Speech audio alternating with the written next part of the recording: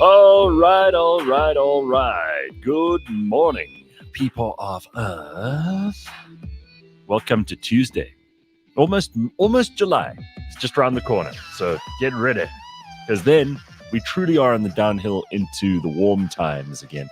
The good, the warm, the happy, the fat years, not the lean years. That's what we want. That's what we're looking for. Got Lebang with us this morning, got Ryan with us this morning, and most especially we've got you. Otherwise, we'd be doing the show for? I mean, it would be such a waste of time, right? Big joke, big nothing, doing a show for just ourselves, like a lot of people on the internet, like a lot of podcasters do. They're like, hey everybody, thank you to all my fans for coming to listen to my show. You go, what fans? They're like, well, the five people who downloaded us this week. Yes, we are growing like Shaka Zulu's tribe day by day, and it's been 9 years in the making, and we continue to grow. So welcome to a tribe that loves you and cares about you and wants you to start your day the right way. All right, so I had a good catch up yesterday with Bakabantu and Leanne, and they filled me in on all the stuff I missed out on while I was away. But how are you? Lebang, what's going on? How are you? I can't hear you. And I can't... no, still can't hear you. Don't know what's going on there. We tested it just now and it was absolutely fine. What have you guys done in the meantime? I don't know. Can't hear you. You don't make any sense. No? Unmute you and see what happens. Try again. I'm talking to a wall here. All right. Oh. And how about now? Oh my God. What did you not press? I was on mute. God, how embarrassing. No, so here's the reason. Yes, go ahead. I'm still defrosting, right? So my daughters have been away for about 2 months. They've been at their grandparents. So they just came back this weekend. So I'm back to like... you? Do they know that you're their mom? They're like, whomst are you, lady? But no, they definitely recognize me. But we're going back like full force. Now they don't want to sleep at all in the night. They just want to be up playing. It's just crazy. It's crazy vibes right now. So that's why I'm still defrosting. I'm going to need a couple of moments. Other than that, I'm okay, Gareth. I'm all right. I'm here, which is the good thing. I made it. Well, I'm very happy to hear that. I also have noticed something. Ryan, you can back me up on this. Why is it that scammers and spammers tend to target Lebang more than anyone else? Why me? I don't know, but it seems maybe they leave like a gullible note. Like once one scammer's got past you, they're like gullible for the others. This is the one. You know what the thing about me is though, like when these people call me, these callers or whatever from whatever companies, I'm always so kind. I'm like, hi, how are you, Marie? Thank you for calling. This is a perfect time. But look, can you call me back in 6 months? I'm never like, leave me alone. I don't know you any money. I don't want anything from you. I'm always like very chilled because I understand how difficult their job is. So now I realize that I'm suffering as a result because now they just keep calling me. But thanks to Truecaller, I'm nice. You are too nice. Yeah. That is my mistake and that is my problem. I need to try something else. So from now on, when these spam callers hit me up, I'm just going to say, good day, fuck off, and hang up. Hopefully they'll leave me alone. In that order. I stopped being nice a couple months ago. I got tired of it. I was like, there's no way I'm going to listen to this. And now I'm being contacted by those automatic calls. But they're not using those 060 numbers anymore. Now they're using like proper cell phone numbers. Proper cell numbers. And then you're like, wait a second. And it's like, hello. And then there's some billboard ad that's playing, and you're like, oh. I actually think they're listening. The automated voices are my worst because you can't even get angry with an automated voice. So you can't go, fuck off, leave me alone. If you ever call me again, I'm going to come and get you. I'm going to kill you. I'm going to kill your family. I'm going to find out where you live. You can't say any of that stuff to them. They just, they don't care in an automated voice, right? Exactly. I still do that because I'm convinced that they're listening. I'm convinced they have an audio recording on the other end. And so whenever I get one of those automated calls, I'm like, listen, if you call me again, I will track down who this is. And where did you get my number from? I will find you. You got to do a Liam Neeson, right? Yeah. That used to be my voicemail. I don't know who you are, but I will find you. I will kill you. I will take your children and stretch them into a long piece of skin and then use them as a lampshade. That is scarily good. How are you that good at that? Please. All right. So, the reason I brought up the scammers and the spammers is because Lebang says she has been targeted by an ungodly number of telemarketers lately. And I've noticed such an upsurge in this, especially, I don't know if you guys have got this too, but the post office. It's not really the post office because, of course, the post office wouldn't know how to use email. But it's people pretending to be the post office, and it looks so legit.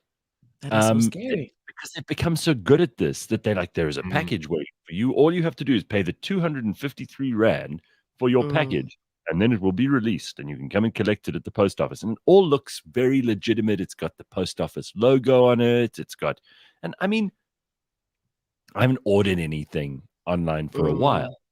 So immediately I'm like, I wonder what that could be. Is it something I ordered 3 years ago that's finally come through? Well, it is the post office after all. Sounds like the post office. And there was that woman, we heard that story just the other day that was in the news about that woman who got a package like 12 years later or whatever. Yeah. And didn't Helen Ziller recently get like scammed, sort of? Like they called her. She did some long thread on Twitter. That's someone you don't want to South scam. Africa, listen to me. This is what to not do. Like she got a call from some bank. They had her details. She approved the details. All they had to do was get an OTP out of her. She stupidly gave them the OTP. Yeah. And never give those away. And then boom. Dude, this is like a whole Helen Zila. Like her husband was so mad at her or whatever. Like I'm just sitting there like, I feel a lot better now. Like I get scammed so much. If Helen Zila's getting scammed too, then you know what? Yeah, well, hi, Zillen. Yeah, sure. Here's my account number. Yeah, here are my details. How much do you want? How many zeros was that? Yeah, no, something's definitely in the air. Would you like to know who my pension fund is so that you can deduce I've ever saved? Can I tell you how casual that has become? I literally had a call last week, right? And the thing I hate about these scams is they make you feel dumb. Like I almost knew when I got the call. He said he's phoning from the MTN fraud department on 14th Avenue. And I was like, hold on. That is quite specific. Does MTN have a whole fraud department? And I was like, it could be, but do they? Probably. So I went on with the call. They read out all my details. But the thing that gave them away for me was they said, we know you've had your number for over 10 years. And I haven't had my number for 10 years. I've had my number for maybe 6 or 5 years. And so when they said, you've had your number for 10 years, I was like, okay, these guys are scamming. And then they said, so somebody's taken out another SIM card in your name. And then they read my details. They had my name, surname, ID number, even like address. And I was like, okay, whoa, this is very scary. So I thought maybe it could be the fraud department then. So they were like, would you like to put a stop to it? And I was like, yes, put a obviously. Well, and then they were like, well, what's the number? And then they give you that OTP number. Don't ever give that away. Don't ever. Yeah, that's where they get you. Do not for any reason. But I mean, we say that, and none of us are like super dumb, right? I hope not. But you can get caught out if you're not dumb. These people have become so proficient and efficient, and they sound so believable. And you feel like such an idiot because you're like, this seems legit. I mean, the bank will never phone you out of the blue and request things like an OTP from you. No South African service is that good. Yeah, no. I mean, it's just really, it upsets me that obviously these scammers also need to live, and the economy's a tough place. So they've had to up their game. Fuck them. No, Gareth. No. If we could put them all in a big pile and like blow it up, nuclear, or put them in that submarine all those people went down in when they're looking for the Titanic. If we could build a huge big one like that. Massive one, yeah. Yeah, I'd be happy with it. But do you think these scammers are on payroll? I think they definitely are. These people have targets because they come in very, very strong. Yeah. Like you hear the tone in the voice. In the beginning, they're quite chilled. Hi, we need this. And then it starts getting like urgent because they can see that, okay, you know what? This person's starting to be considered. Ma'am, we need the OTP in the next 30 seconds or else what. And then you start to also, that's it. And now you're like shaky, like, okay, let me give it to you quickly. That's when you see that I'm being scammed. And it's because they've got their own targets. There's probably like syndicates. Cunning Stunt says the post office email caught me badly. Suddenly, air tickets being bought in Istanbul. My card declined 200,000 man. of attempt. Yo, congratulations, Cunning Stunt, that it declined 200K, because if it didn't, that would have been bad. Can you imagine?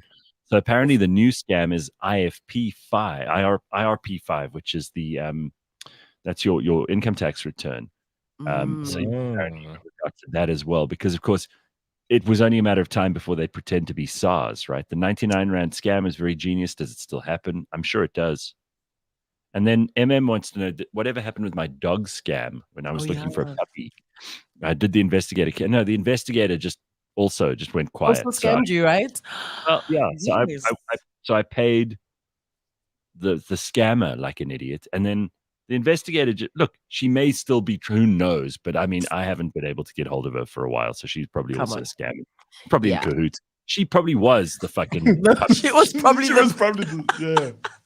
No, that's exactly how it goes. When I got scammed in 2017, I like the way you have years of when you got scammed. Like in 2017, this is I've got files. I've got files. So I found an investigator on Facebook.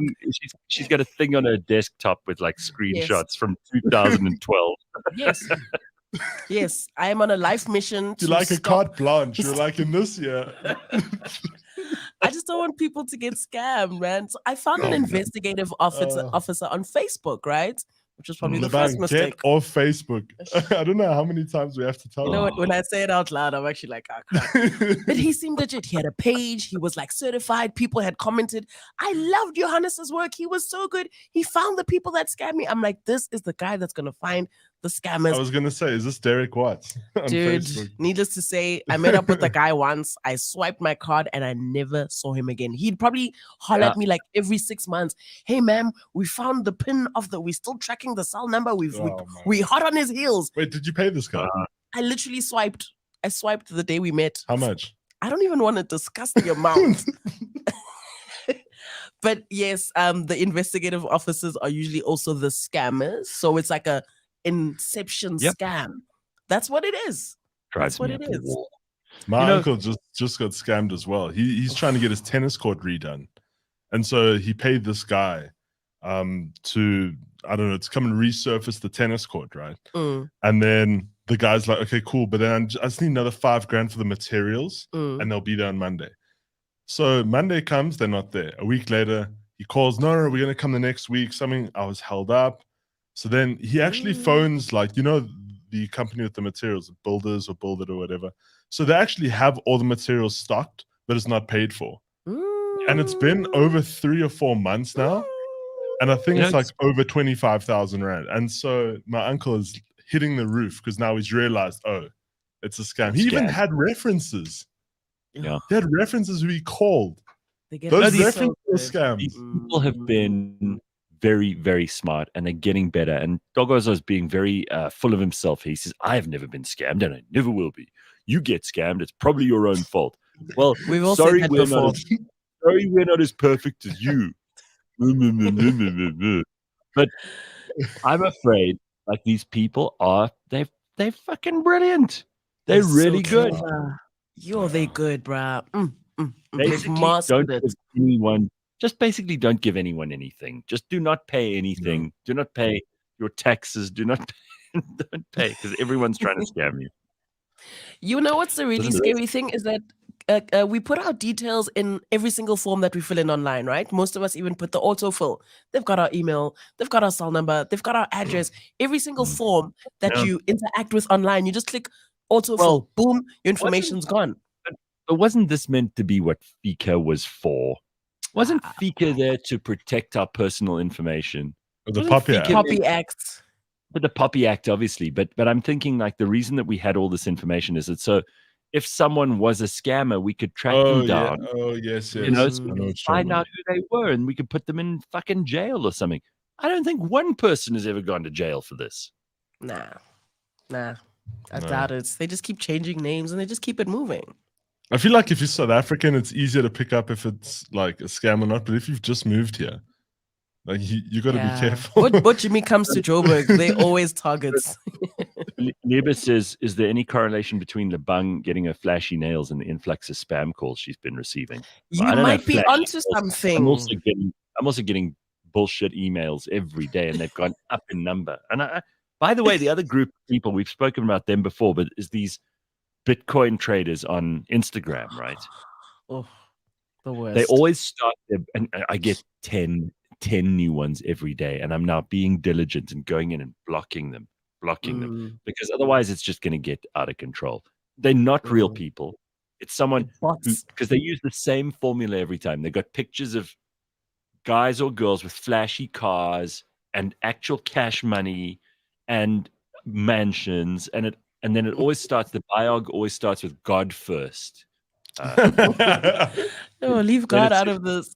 Yeah, then it said Bitcoin profits or whatever. It's always the same fucking formula, and it's probably one dude who just hasn't figured that I've caught on to this, and I'm not interested, and I'm not gonna. So I actually go in every day, and I block at least 10 of those things. And you've got time. That takes too much time. Yeah, no. You got to do it. I just refuse to have these people following me or these bots following me. I won't do it. What I hate about those guys is they make you, who is working a job and making an honest living, feel stupid for actually making an honest living. They're like, you could be living like this, but you are choosing in your life to get a normal job and do a 9 to 5 like an idiot. And it's they make you feel bad, eh? Nobody ever gets rich I'm the idiot by earning a salary. I just want to ask Ryan about this because, I mean, your uncle has a tennis court. That was a very big thing in the 80s, like everybody, there were so many properties, especially in the northern suburbs of Johannesburg, that had a tennis court. It was like it was a major status symbol, and everybody had a tennis court. And, I mean, if you counted the amount of real estate in Joburg that is covered by tennis courts that are never used, you'd probably add up all of that space. It would be like a tenth at least of Johannesburg, just empty, unused, cracked, fucked up, weed growing tennis courts. If we could find a way to make those spaces more useful, and I mean, I don't know a lot of people who still have a functional working tennis court in their gardens, not because people are just lazy and have let them go, but people don't really use tennis courts anymore. If they do, they use them at the gym, right? I mean, paddle's the new thing. Yeah, so paddle is a new thing. It's in fashion. I still don't know what. But who still uses tennis courts in their own garden, and who still has the time and the money to maintain those? Well, this is the thing. Like, so our family, like, as normally on the weekend, right? I can't hear you. Saturday. Can you hear me now? Yeah, you're back. There. You're saying so honestly, family? Yeah, so our family normally goes and plays tennis together on a Saturday, but for some reason, so when my cousin's grandfather was still alive, they found a club that was close in Bedford View because that's where he stayed. Yeah, and he passed on a few years ago, but we still go to that club. But it's like all the way in Bedford View every Saturday, so it's like an hour to get there, an hour to get back, and you probably play 2 hours. So I'm saying, and so I've been telling my uncle, like, just fix up the court. Then we can play at your house. It's 2 minutes from where we live, and we don't have to use so much fuel to all the way to Bedford View for tennis. But I mean, even if you try to sign up at the clubs here, I try to sign up at Bryanston Sports Club or whatever, these like clubs around here. It's like $5,000 a month. Oh no, it's expensive to come play tennis like once or twice a week. Are you kidding me? 5,000 rand. Cost? Oh god, it's probably more. I think it's 150 rand a game. I could be wrong. What? No, it's probably more because it's like the demand is so high right now. And one of those little stupid paddle rackets or bats or whatever you call $2 million. It. It's like $2,000. Like what's a going paddle on? Bat or paddle racket. I don't know what you call it. People are already. I mean, this is a brand new sport, and they've already found a way of like making it too expensive for people. No, well, that's how long did that take them? 5 minutes? 2 minutes. So I drive to work every morning, and just here by Discovery, there's that paddle place. It is always packed. I'm sure that these people don't have 9 to 5s. These people are business owners because they're always there from like 8 o'clock in the morning to like 6 p.m. Just casually. And I'm like, guys, what do you guys do for a living? It just looks like tennis, though, to be honest. That's why I need to actually go and see it because it looks like fun. I've heard it's a really fun thing to do. I've heard you don't have to be, fit like Djokovic to do it. Tennis is difficult. And this is obviously tennis season now because we've just had the French Open a couple of weeks ago, Wimbledon coming up. Everybody who loves tennis, this is their best time of year. And for a lot of people I know, like my parents, for example, are such Wimbledon fans. They actually went in 2019. And I know so many people who, as soon as Wimbledon comes around, they light a fire or they get the heater, they get blankets out, and they sit there in front of the TV and they make coffee or tea, and that's their whole weekend. And it's just watching tennis. Is fun. I mean, listen, it is fun. It's a great sport, and I totally get that people love it. I do think it's also one of the most competitive sports that there are. You look at the sort of people that tennis has produced, right? Real world superstars. People like Roger Federer and Venus and Serena Williams. Those are spectacular athletes of the highest order. So I get it, but this idea that people at some point just didn't know what to do with their gardens and everybody had tennis courts is so weird. Yeah, it really people had to get creative about how to use it. I mean, I've been in many weddings on a tennis court. I've hosted many parties on a tennis court. Like, you have to find a way to, what are you going to do with it? Like, it's just all this space. So turn it into something real.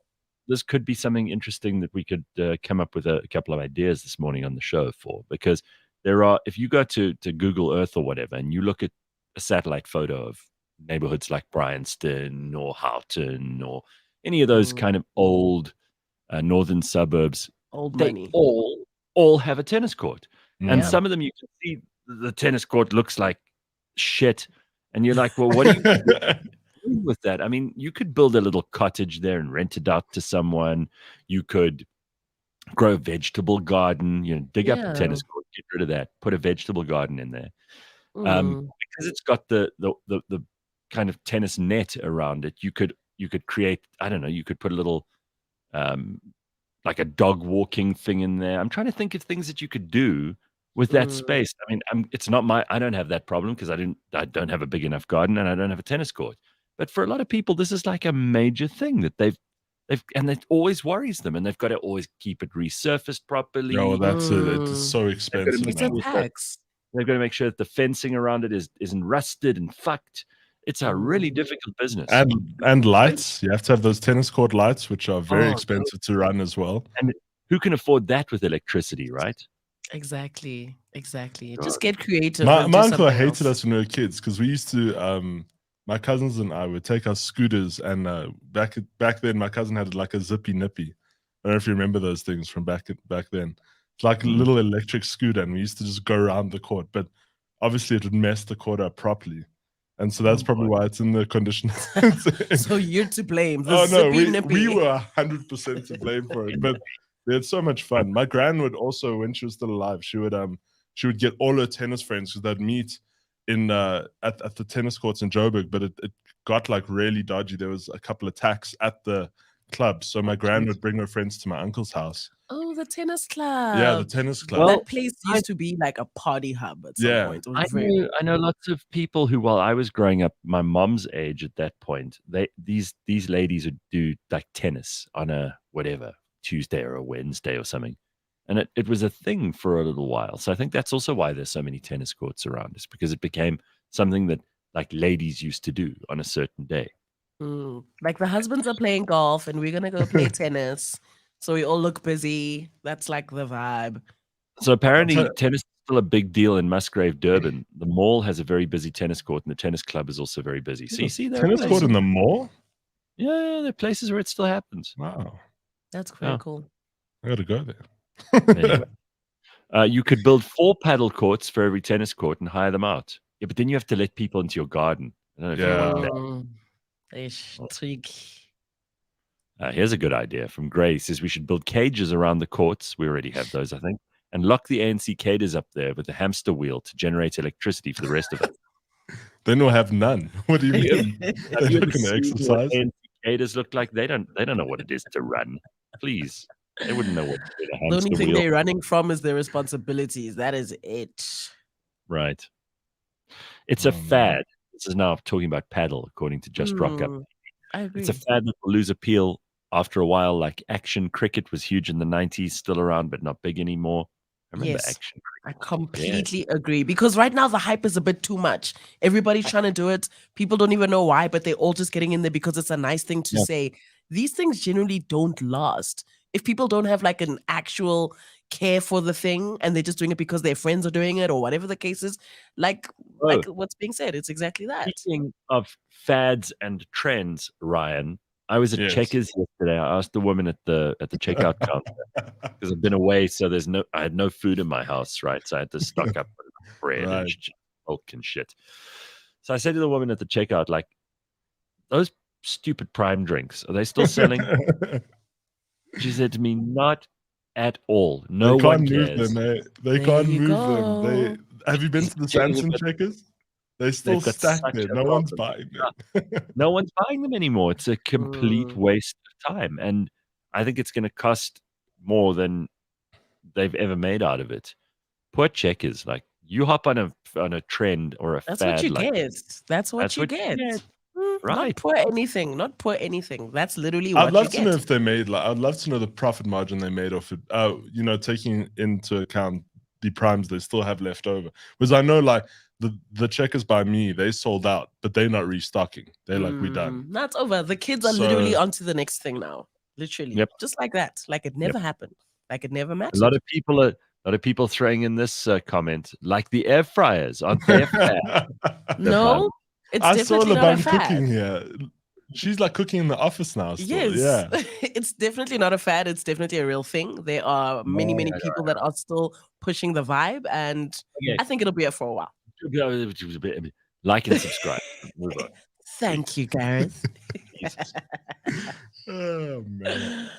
All right. So Lebang also bought 800 rands worth of wood yesterday, which isn't even that much. But you're concerned that it's blue gum. How do you know? I'm concerned that it's not, because I think after the last time we had a show, you guys were all like, yeah, get blue gum wood. That's the real wood. And I'm Blue new. gum wood. Yeah, that's what was said. And I'm new to this whole wood thing, that kind of vibe. So I'm like, let me try myself out.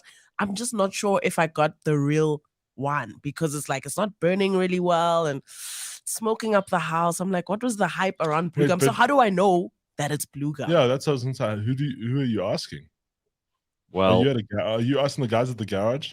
No. So I bought it from this guy on Facebook Oh, Market. oh my God. Here we go again. Can What is someone wrong with- deactivate her account, please?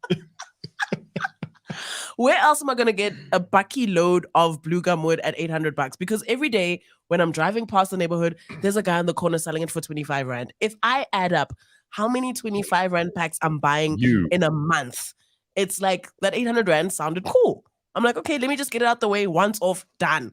I don't have to every single day have to worry about this. So I'm like, this is You fantastic. are impossible. I might be. No wonder you keep getting scammed. All I need to know is if it's truly blue gum or not. That's the only reason.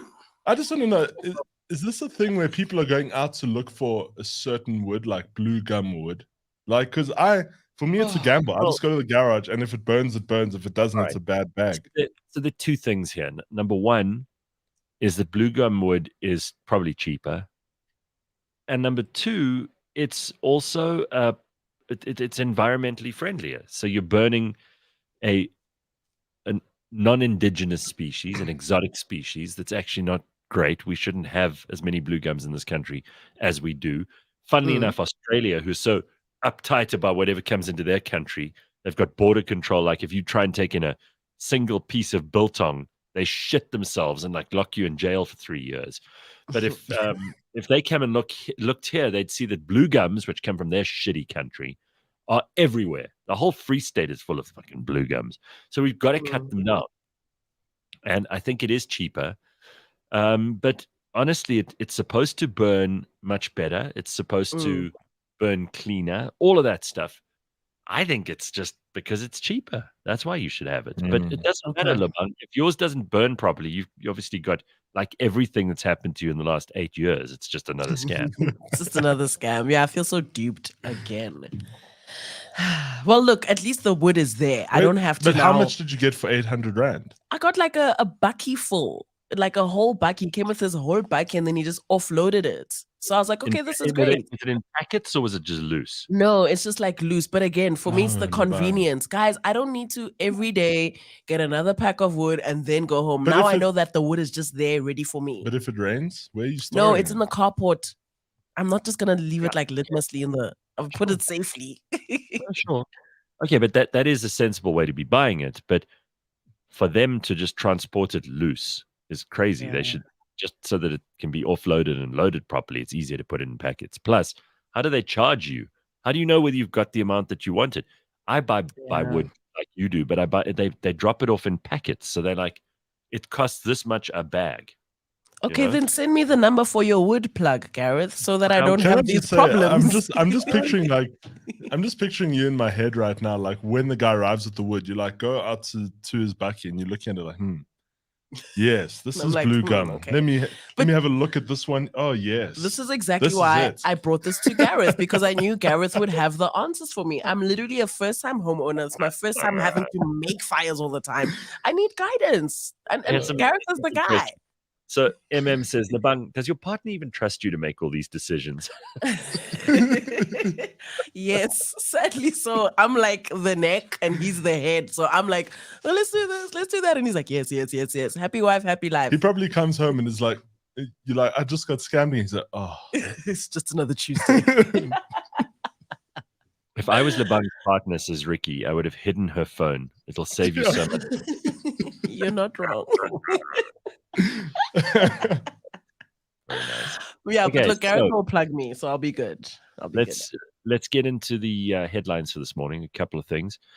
Even more Durban beaches have been closed as the school holidays start. This is so embarrassing. They're really stuffing KZN up. Damn. Oh my God, it is the toilet province of South Africa, I'm afraid to say. And I love Durban.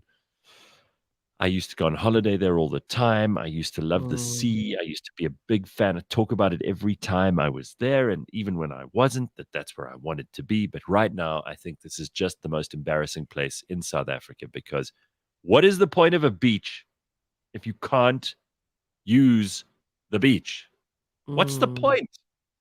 So at least 7 Durban beaches, including the Umhlanga Main and Bronze Beach, remain closed due to high E. Even in coli. Umhlanga Main. Even the main one. Last week, the city promised to have one of its pump stations that broke down, leading to contamination fixed by Sunday. By Monday, however, News 24 confirmed that at least 7 beaches were closed due to high E. coli levels. The affected beaches are the main one, Westbrook, Bronze, Umhloti Main, Reunion, Warner, Winkelspruit. All of these beaches are popular with local and foreign tourists, but at the beginning of the school holidays, they remain closed. When asked when they would open again, the city could not commit to a definite date. Yeah, of course not. Can I tell you, I feel sorry for the people in KZN because you cunts. You cunts. Yeah. You have one job. I'm so over these people who just cannot do. Get out of the way. If you have a fucked up city and if you haven't run your place properly, get out. Just quit, resign. I don't want to have to go to the elections to get rid of you. Get out now, or we should put you in jail for ruining. KZN is one of the most beautiful places in the world. Dude, it's like summer all year there. We only go there for the beaches. But it's also those citizens who live there. When I was on holiday there last year, I took a week and I just went there. And I saw they had a similar issue. Umhlanga Main is closed. But let me tell you, those citizens jumped in and were cleaning that beach up themselves. They couldn't rely on the municipality. Those guys, all the public were jumping in. I get you, Ryan, and they are good people that live there. But the people who are elected to run the place, they're the ones who have to. They're the ones who have to make sure that the sewage stations work, that the water and electricity works, that the roads are in good condition. Ordinary citizens can't do that stuff, no matter how hard they try. Yeah, they're just And not that's equipped. so sad. Yeah. Durban has just become a gigantic embarrassment. Durban North, Umhlanga, Umhloti. You can hear about all these places that used to be gems in the crown of South Africa. They are now Truly. toilet places. Toilet. Is this a good time to buy property on the beach then? No. Or is Definitely not. like while it's do cheap? you want to see your money go to absolute shit? Well, No. that's it. Will it recover is the real question. I don't think No, so. it's actually very unfair because when you think about Durban in its prime, it's almost like nostalgia, like that era of growing up and always going there for December. I kind of wanted to be able to take my kids there because I loved going there as a kid. Now I'm like, ain't no way. It's impossible because it's gone to shit. And the They will come back. crime. They will come back with illnesses and Mm, who knows what. Listen, this is just another example of how you cannot allow idiots to run things. We mm. can't. We've got to just draw a line now and say no. Sorry, no more. And there are dead fish dying all over the place. You can see it in pictures. The picture that News 24 had for this story is this dude walking with all these dead fish lying on the beach. Ugh. And Oh, what have they that's the kind of done? thing. That's the kind of thing you see from, you know, toxic spills in America and stuff. You know. Or an episode Anyway. of The Simpsons. This is like Yeah. real life in Durban now. Ugh. Tell you what, save your money. If you were going to go to KZN on holiday, just do not go. Don't waste your money. Don't waste your time. Just That really stop it. sucks. It's too bad. That sucks. All right. By the way, I've got some ideas of where you should go for your holidays, but we'll get to that just now when we talk a little bit about Tourvest Travel Services and corporate incentive travel, because for a lot of people, the only chance you'll get to go on a really cool trip is if your company is organizing some sort of incentive trip or whatever. And we'll speak to Robyn Ireton from TTS because she'll tell us how that works. You know, how it gets done and, you know, what these things cost and who makes these decisions and what the options are, all this kind of thing. We'll talk a little bit about how it's all changed since the pandemic, which has obviously been a major obstacle in the way of people traveling too. So we'll get to that. That's all in the window seat with travel.co.za a little bit later on. Cape Town has got this dude who chained himself to a kennel to boost awareness about animal abuse. Oh my gosh. Do we need to Are pay we- attention Is he? to this guy? Is he? No. Is he? He isn't it? Okay, so I'll read the first bit of the You're done. story. It's a true story that's actually happening. Let me show you this idiot because you could actually see a picture. I mean, it's a good cause, right? Who wants to see animals being abused? But these people, it's like those people who throw paint on the paintings in America They're because they care about bored. They're so bored. They're Europe. so bored. They haven't found their purpose. Now they're taking it out on everybody else. I But mean, I if they were to also- ask I the also think animals, it's just misplaced. It's like, you know, your intention is good, but you're just going about it all wrong. Like chaining yourself to a kennel. Yeah. I don't actually care about a human. If a human being is dumb enough to chain themselves to a kennel, the whole point is that animals can't do anything if they're chained to a kennel. A human can. Look at this guy. Jason Heyman. Can I tell you, in South Africa, right? In other countries, it might cause a spark. I don't think anyone would care in this country. They'll just see him and be like, "Oh, well, that's just another." Our another list guy. of problems are so many. There are many problems, and I promise you, Mr. Jason, you're trying to get our attention is at the bottom. It's at the bottom. Because I'm not going to go speak to him about nothing. If I see him chained there, I'm not going to go and be like, so why are you chained here? Sir, are you okay? Like, is everything fine? I'm not going to go. I'm going to be like, whoa, stay away. I'm walking past. I'm going to assume that his parents found out he's a tick addict and just decided that's the way they can make him go cold turkey, you know? Yes, sis. Oh, man. Not 60 hours, though. No ways. Yeah. Yeah, so he's chained himself to the kennel in the cold of Cape Town's winter. And he reckons, and listen, who knows, it might just work. Some people might actually Maybe. care. He will only be able to move as far as the 5-meter chain between him and the kennel will allow. His goal is to raise awareness. I'm always nervous when people say they're raising awareness. It's a good thing, but it doesn't necessarily lead to any kind of real improvement in people's lives. So this dude is doing this. We're talking about him now, so maybe it has helped, maybe it has worked, who knows. Yeah, that's right. He spoke to News 24 about his cause. He said animals face harsh conditions daily. These animals seek love, warmth, food, someone to show them they needed. It's heartbreaking to see. I'm with him. I'm with you, dude. I'm totally with you on that front. But I don't know, to chain yourself up, it just seems like it's a bit. And plus, he's sleeping in the kennel at night. Yeah, he's doing too much. He's absolutely just doing too much. Tula says chaining himself while he has the key. That is kind of hilarious. Yeah, Oh, okay. Well, I mean, listen, everybody's trying to do something. At least guess he is so. doing something. All right, go ahead, dude. Go on. Talking about like trying to carry illicit goods across the border. Apparently, he's a South African guy. And this is a story that came also out of News 24. These guys have been busy. Apparently, a South African admitted to carrying 40 kilograms of biltong at a U.S. border, and he was locked up. He begged. Yeah. It did him no good. 40 kilograms is a lot. Like that's That's a a lot. lot of biltong. Like at this point, it doesn't even look like kosher. You're Like clearly that's either going paying to for extra bags. you're reselling or you are using it for witchcraft or whatever. I You just- generally I you're just not going there traveled- I to just eat. traveled now. Mm-mm. My bag that I checked in was 21 kilograms, which is that's not heavy. I mean, No, they it's- give you a certain allowance, but he's talking about double that. He's talking Ah. about 2 suitcases like I went on holiday with, and it's all filled with biltong. No, that's a what for? What is the reason? I mean, I don't even know if it makes a difference what the amount is. Some places will not let you take food stuff At in all. or out. You're At asking for all. trouble. And think Mm. about how expensive it is to get a plane ticket these days. Are you really going to risk that by Or taking biltong. I mean, or biltong? is expensive. 40 kilograms of biltong is expensive shit. Like sometimes I'll buy, like 100 rands worth of biltong, and it's a little, it's like this. It's not even a lot. It's so overpriced. It's really, really overpriced. This is dry meat that's got like a lot of salt in it. And look, it's good. However, it is You just joking? simply You take that back. There is nothing better than biltong. Yeah, I agree. guys, biltong is overpriced though. It really Overpriced. is. No, but Why is it that expensive? It's worth the money. Still worth it. Still worth Yeah. it. Gareth, I would rather- Klipa, $100 for like this tiny little bag. Oh, Is please. you're okay with that? Nah, it's too much. I would spend, if I had only 100 rand left, I would spend it on biltong. Your last 100. I You'd love spend it on 100. biltong. God, I love Yeah. biltong. It's so good. good.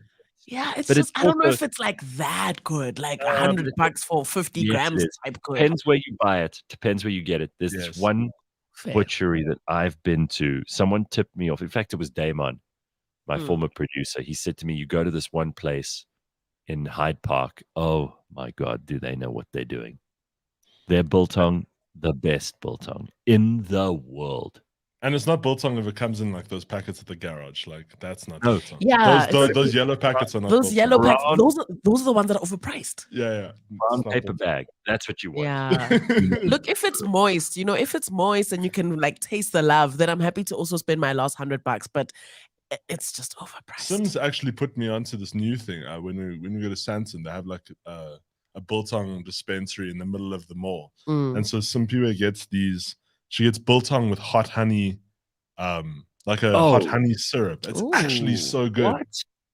Wow, people No, are getting man. creative with meat. It's actually pretty good. No. Because I said the same thing and she bought it. She's like, I don't care. I like what I like. And then I was like, okay, well, let me just try it. It's so good. Hey, listen. This is great. Hermine says, and this is where this guy missed a trick. I know a vet, she says, who slept in kennels with rescued dogs for about a week. So people who disliked him could pay to keep him in there as long as possible. Now that's clever. That's If you so took Mm. a like, let's say, very controversial people in South Africa. You took Steve Hofmeyr or Julius Malema, those sort of people. You said, we want to raise money for a good cause. We want to keep Steve or Julius in a dog kennel. People, then Yo, I'd people part- pay. I'd part with 1,000 rand for that. Right? That's the good cause right there. Yeah. That I'd pay for. Sure. Oh, man. That's All right. Okay, so homemade biltong selling for 45 euros for a kilogram. Yeah, Jeez. that is, Please do the funny. math. No wonder you try to get it over there. that is huge. Oh, George Meany says R1 million a kilo from the garage. Yeah. no lies detected. Especially those Woolworths ones.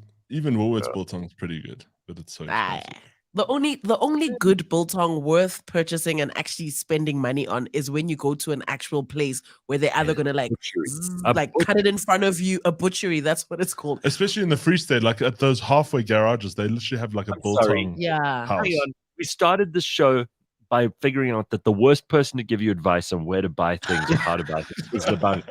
I don't care what you say, Lebang. I'm not listening to you. I've just come full circle. Don't buy biltong on Facebook, Lebang. Come on. You can get biltong in bulk, like 5 kgs on Facebook. Everybody, just another.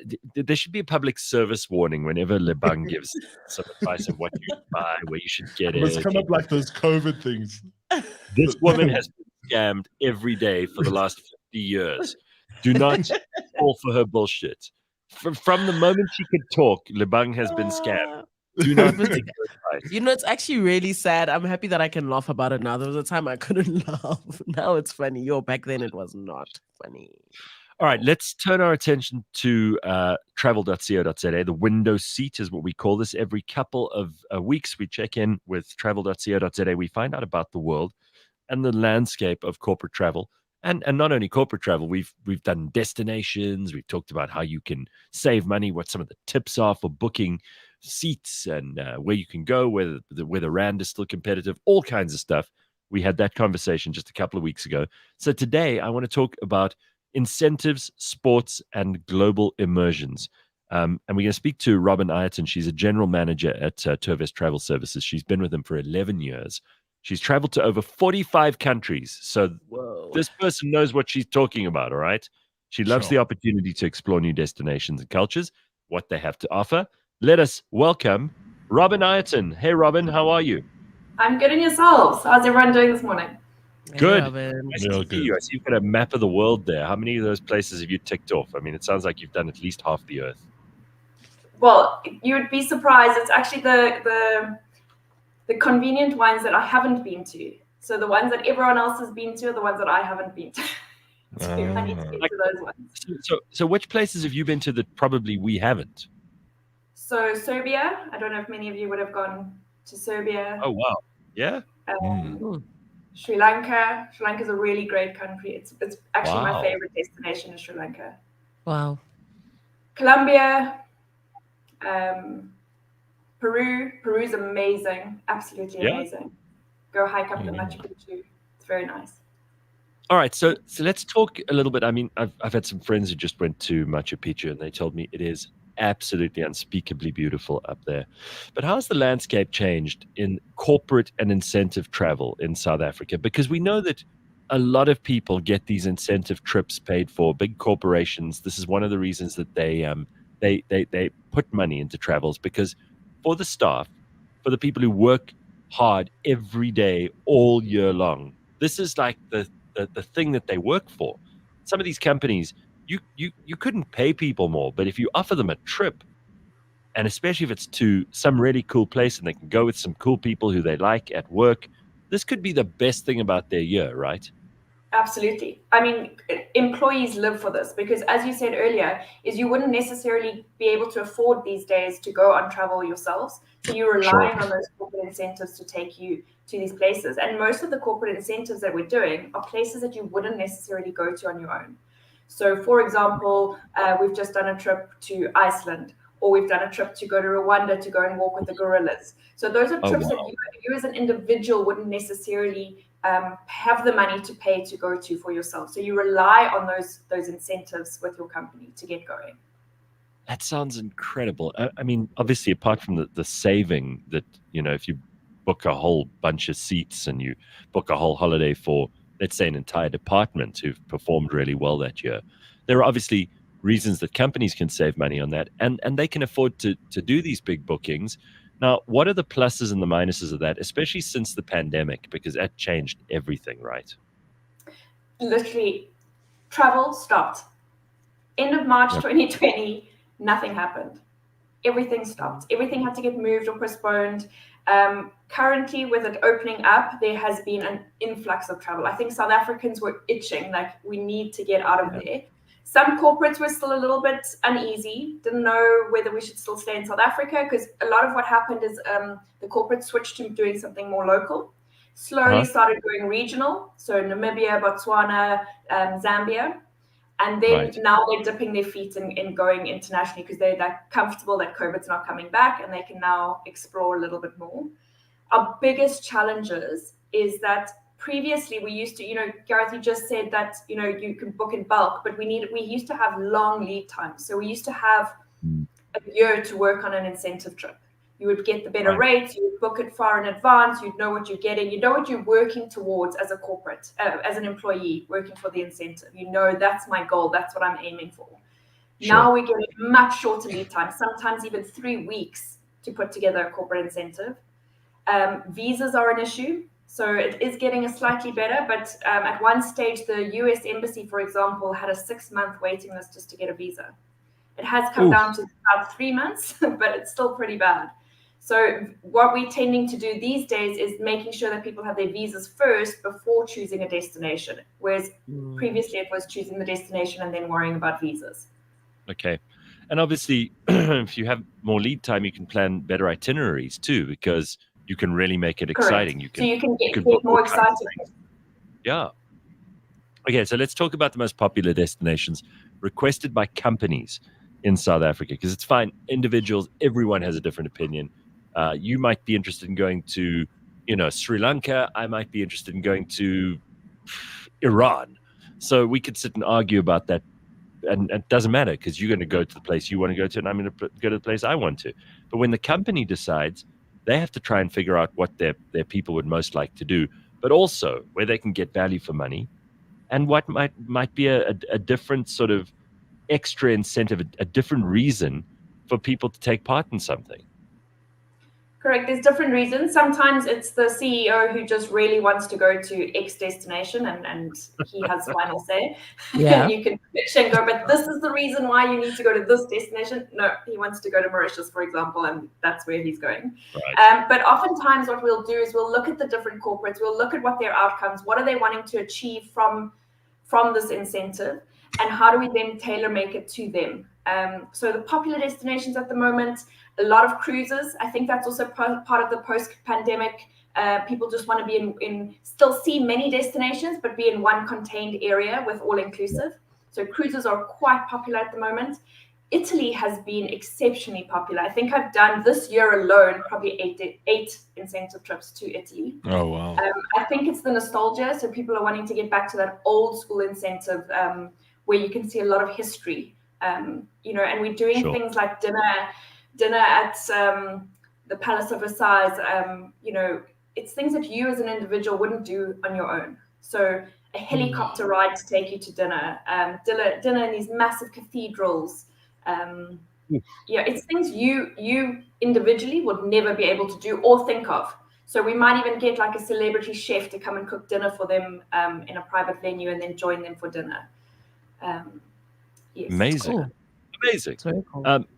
Now, how do you ensure that you can make these incredible experiences? Because it must be sometimes quite difficult to organize, and everybody wants a unique experience, right? Everybody wants something that no one else has had.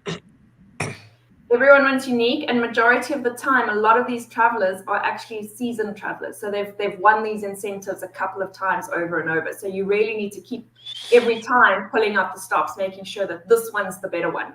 It's got to top the last one that they've done. So we'll make sure that the destinations we haven't been to in their last 5 years, just to make sure that it is fresh and something new. And I mean, one thing that comes to mind is what we did in Russia the 1 year a while ago, it wasn't recent, is, we're traveling, we're telling them we're going for a dinner at a restaurant, and we get these actors to dress up and they pretend to be the KGB. They stop the bus, jump on the bus, start interrogating them a little bit, asking for passports. They then take one of the staff members and take them off the bus. We're just trying to keep it entertaining. That is entertaining. We take the whole role of what's going to happen. We take them to a jail cell where it's all set up for dinner, and then this person can join for dinner, and we have actors joining us and creating the entertainment around it. That's quite scary. I mean, I don't know if I'd want that on an incentive. I'd lose my mind. But yeah, no, if they need surprises. Okay, so just finally, because we got to wrap this up. I can't believe it's already 7:00. What advice would you give to companies? Because I'm sure often they tell you what to do, and sometimes you have really good ideas, and if they just listened to you, they'd come up with even better plans. So what would you say to companies who are considering organizing an incentive trip for the first time? What would you tell them? Make sure you have the budget, because you think you want to do everything, and when realistically, when you're trying to put it together, you don't have the budget, and then it's not special anymore. Then it's just a trip that you've put together. So rather save that year and do it again the following year when you've got extra budget to do it. That would be my biggest tip. I love that. All right, listen, thank you so much. You can go to travel.co.za, and if you are a corporate business travel sort of person, if you're someone in the company who's responsible for making those decisions, get hold of Robyn. She'll help you put it all together. But if you are just like me and Lebang and Ryan and thinking, we don't want to go to KZN, we'd rather save this year and go somewhere really nice next year, then go and look at all the options on travel.co.za. Local, international, African travel. There are lots of lovely places that you can go to that are just a little way into the continent. I mean, my sister and her boyfriend just got back from Mozambique, and they said they had a wonderful time. There are lots of things that you can find. Go to travel.co.za. This is our chance every couple of days on the show to just fantasize about all the places that we really want to visit. And you can go and find all of them on travel.co.za. Thank you, Robyn. Nice to see you. We'll catch up with you soon. Thanks so much, guys. Cheers. Cheers, Robyn. Bye. It's Robyn Ireton from TTS. That's Tourvest Travel Services. Okay, Sure. we have got to take a break. And when we come back, we will be back with Weza Matomane, who we haven't seen for a while. I'm excited to see him and catch up with him. And we want to hear from you in the comments. You know what to do. Drop us a comment in the comment section of the YouTubes, or you can go along and drop us an email, contact@cliffcentral.com. Yeah, boy. And please don't go chaining yourself to something in protest if we don't read your Please. comment. Okay? We beg don't need you. that.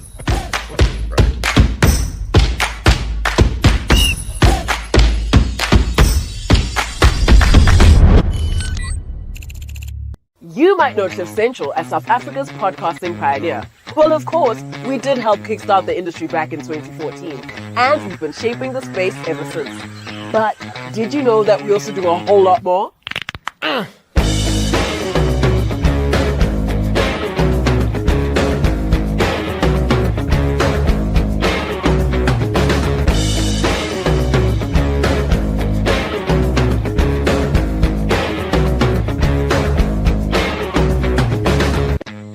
We have a dedicated and growing fan base that's ready to hear all about your business. We simply leverage the power of our brand and help you reach your ideal audience. And the best part of it all is that it's all white label.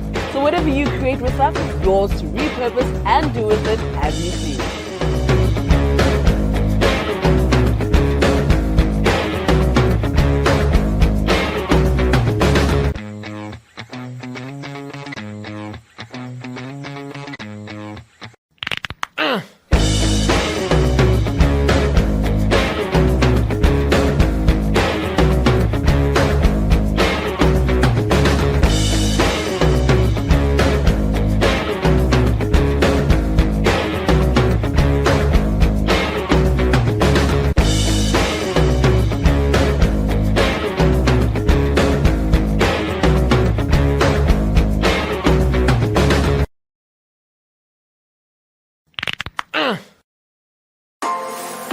This week on the Auto Trader podcast.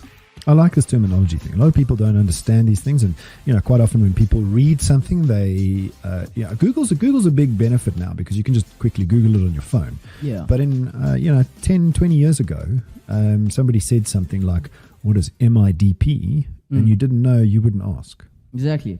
I was about to say exactly that. I think a lot of people go to the dealership.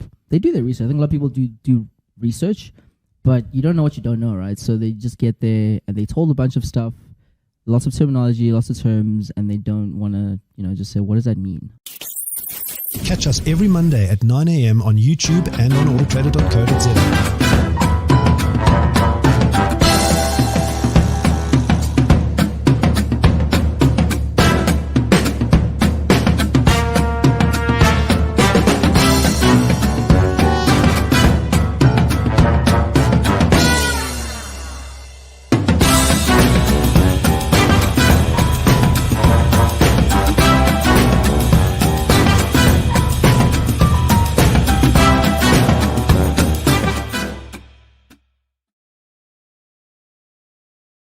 Right, all right, all right. Let me just switch on my camera. There we go. You can see I actually exist. Let us welcome to the show this morning none other than Weza Matomane, who we haven't seen for some time. Weza, of course, is a no stranger to the Cliff Central family. He's been around for some time. He had his own show for a very long time with us. He's a voiceover artist. That's why he's got that professional-looking microphone in front of him. He's an MC, he's a presenter, he's a speaker. He's also a founder and CEO at Blue Cloud AI, which is very, very exciting because AI is all the rage. It's all anyone's talking about at the moment. He was also recently named one of the Mail and Guardian's 200 Young South Africans in Arts and Entertainment. Go on.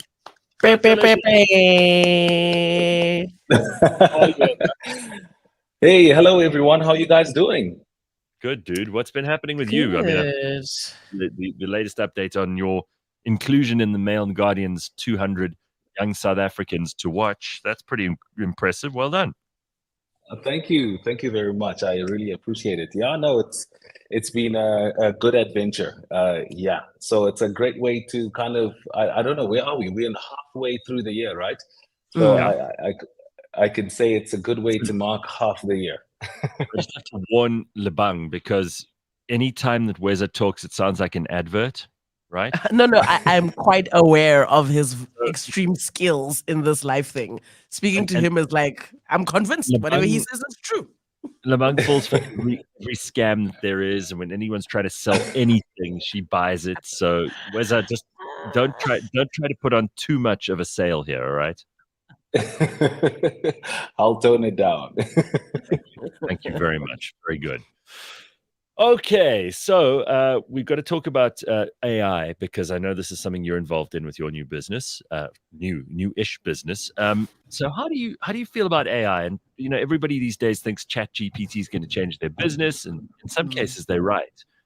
Some people will lose their jobs to AI, but what do you think? Looking at this as someone who's actually in the AI business, what do you think is going to happen, especially in places like South Africa? Where is it going to take over first? Where is it going to help people? How will it create efficiencies? And do we have to be afraid of it? Yeah. So actually, so AI in itself has really grown in leaps and bounds in a very short space of time. And you know, people sometimes think, one day in the future, this and this. No, we are in that so-called future right now. So that is really what's happening already. I think we shouldn't see it with any fear. We should rather embrace it. I mean, let's first of all look in the education space.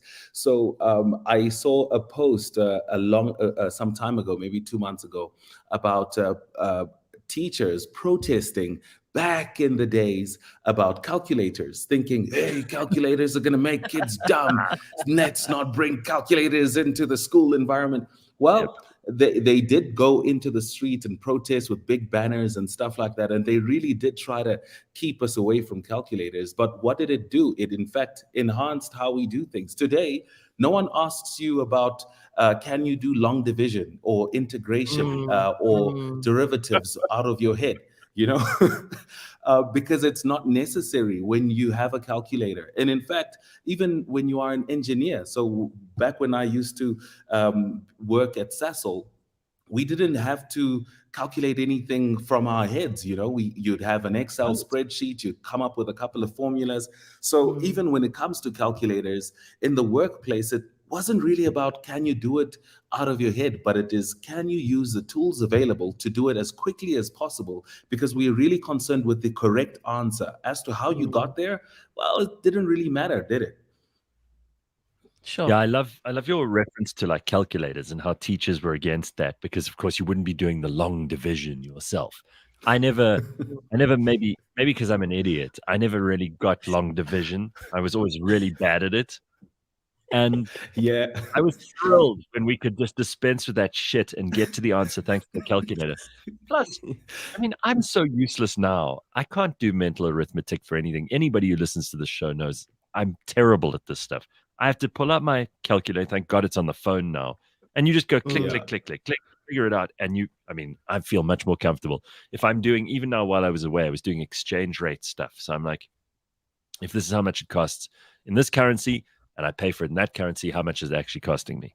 And I would never have been able to do that in my head. I'm just not good at that stuff. I'm sorry.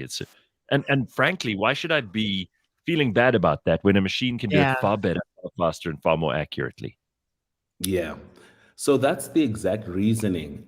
Even now, when you look at AI, things like ChatGPT is only one of the things, but there's really so much AI out there. For instance, if you look at DAL-E or, I mean, the new one, Mint Journey, which can literally do things like graphic design in a much faster way than it was doing before. And actually, it gets better and better with not only graphic design, but almost variations of what people could call photography without Oh, yeah. actually going and taking the photo. So what does it mean for me if I was an ad agency? Well, it means that I can produce work with far less cost associated to it. Now, what does it mean if I am against it and I'm thinking, no, I'm going to do things the old traditional way? Well, guess what? Some clients don't care how you did it. They just want the product at the lowest Sure. price possible. So now you could be out priced by your competitors because they chose to adapt and actually embrace AI, whereas you are thinking, no, I'll do things the old traditional way. So it's really a cost thing eventually when you think of it in a company sense. All right. But Weza, these AI, programs, every day there's a new one. Every 30 minutes, there's a new one. Every 30 Yeah. minutes, there's a new way to use it. It's all so intimidating. Like, you'll tell yourself, aha, I have now learned how to use ChatGPT. Then they'll say, oh, no, there's a new one and you're doing it wrong. So, as far as the right prompt, how exactly can a person get better at that without it being so intimidating and therefore be able to use it for business and everyday life and whatever the case is, just so that we can speed up these processes? Yeah. It's interesting that you mention even the word prompt because nowadays there's something called a prompt engineer. It's literally a new industry, like it's a new career that you could take up, and you could actually be employed to be a prompt engineer because there are special ways in which if you prompt better than everyone else, you get better results because the AI can do anything, but if, depending on how you said it, it could do it, very good, or just kind of do it in a very, let's say, mid or subpar type of result. So it is important how you prompt, and being a better prompter is actually a skill that some companies are willing to pay for. So it's actually a major thing. Well, Tabo says he's a programmer and he occasionally has to use market applications that they build at work.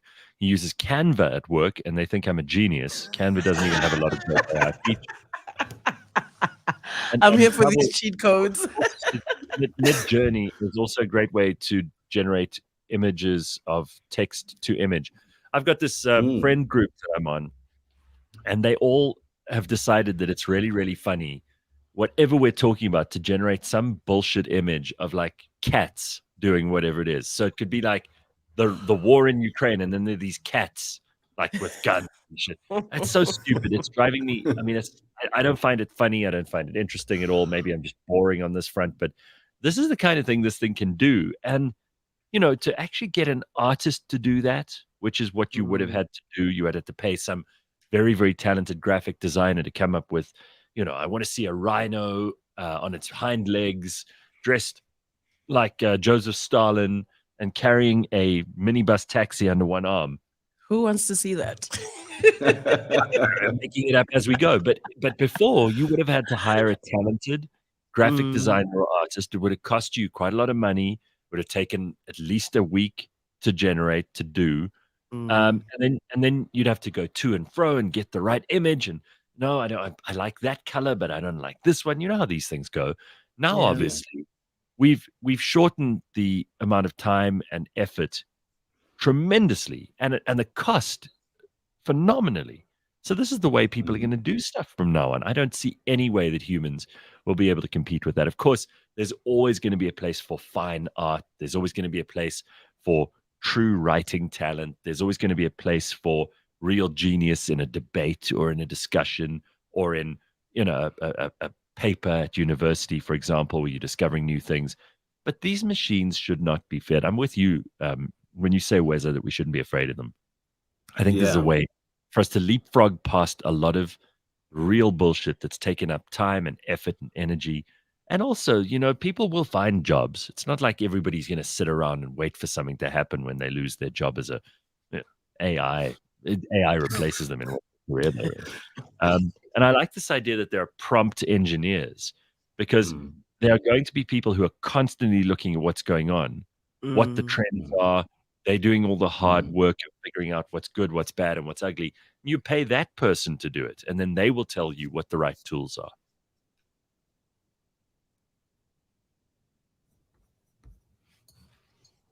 No, I thought you were going to say something. Everybody's just like nodding their heads. All right. I don't know if the bung's even there. All right. So tell us about what's happening with the South African Social Media Awards. I didn't even know we had social media awards. Apparently they're happening on the 28th of October. And you're the guy. You're like their brand ambassador, right? I don't know what happened to my audio. We lost him. That makes sense. We thought you were just ignoring us. Can you hear us now? Yeah. I was like, Weza, give us the answers, bro. I think we've lost him. Maybe we'll let him go and come back. Okay, so did you know about the South African Media Awards? To be honest, I didn't even know that they existed. I'm quite surprised. I've always seen the ones online. So Twitter will have like their own in-house, Black Twitter will say, okay, guys, we're having awards. That's the president. That's this, that's that. But this is sounding like it's an actual official thing. It's a real thing. Yeah, which is quite interesting. Yeah. And he's like the brand ambassador? He's the brand ambassador. We'll find out in a second. But I just want to get back to this thing because somebody made a point here. Dogoza says the incentive for being a genius will be reduced. It's kind of sad. I hear that. I don't know. I don't think so. Because I think so, Gareth, because just like to use your example, right? Now we're all using Midjourney. I just say I want to see a woman sitting on a couch with a sunset. I just have to type that in and it can generate that for me. Now, back in the day, or like, prior to this AI craze, I had to actually go and do a photo shoot and get the right woman. I had to cast the right woman, find the right location, find the perfect couch, make sure that I'm doing it on time, getting the shot in there, and then that will, essentially get me the shot that I want. So as far as process goes, I hear you. However, in terms of getting the actual look and feel that I want for this certain campaign, how am I actually going to ensure that I'm doing that if all I'm doing is just prompting and typing in messages? Like, I think there's definitely a bit of a danger as far as we'll get too dependent on it. The lack of creativity. The difference between good and great is always going to be enormous. And there's always going to be someone who has a better feel for storytelling, better way of composing a picture. And you always need oversight of those things. There are too many mediocre people in things like marketing and graphic design anyway. So we need to eliminate those people so we can really see the best shine. And I promise you, the people at the top of their game are always going to be sought after. People are going to be desperate for their skill because they can see and hear and feel and understand things in a way that a machine couldn't. Machine can help you. Exactly. The machine can do the heavy lifting, but humans, especially talented and genius humans, will always have a place. Sure. There's just something about being on set, like when you're shooting a commercial or you're on like just having to take like photos. There's something about being there and knowing exactly what you're trying to achieve. I guess the fact that a machine can just churn that out for me is just like, damn, like there goes the neighborhood. That's how Embrace it feels. it. Yeah, I have no choice. Weza, when we got disconnected, sorry, I just want to move on to this because when we got disconnected, I was talking about the South African Social Media Awards, SASMA. I didn't even know this existed, and neither did Lebang. So tell us about that. You're like the brand ambassador or something. Yeah, that's true. So yes, the South African Social Media Awards are hosted annually to celebrate not only influencers, but brands and organizations doing really great things on social media. This is, of course, something that we are doing just to kind of really establish and legitimize that social media industry or the influencer economy per se. So I mean, if you think of the Grammys or the Oscars, they are there to celebrate great talent and so they grow that particular industry. And I think digital in itself is so new to South Africa, and social media has really become like another income stream, and for some even a full-time job. So it is something that the more we legitimize it, the more we kind of build that, the more options we give our youth for the future. I mean, tickets only 250, so like it does sound like it's going to be a bit of a vibe. As far as like how many young South Africans have turned this into their 9 to 5, a lot of South Africans have just said, I'm quitting the job, I'm a full-time content creator, and it brings me so much joy to see them feed their families just off the back of this very thing. So this is dope. But let me ask you both, because you know more about this than me, and you know some of these people. What is the percentage of influencers who actually can make enough money doing just that stuff to be able to pay for all their stuff, to be able to have a lifestyle, be able to quit their day-to-day job that they hate in an office? How many? How would you guess, out of every 100 influencers, how many of them actually make enough cash to be able to quit normal jobs and just do that full-time?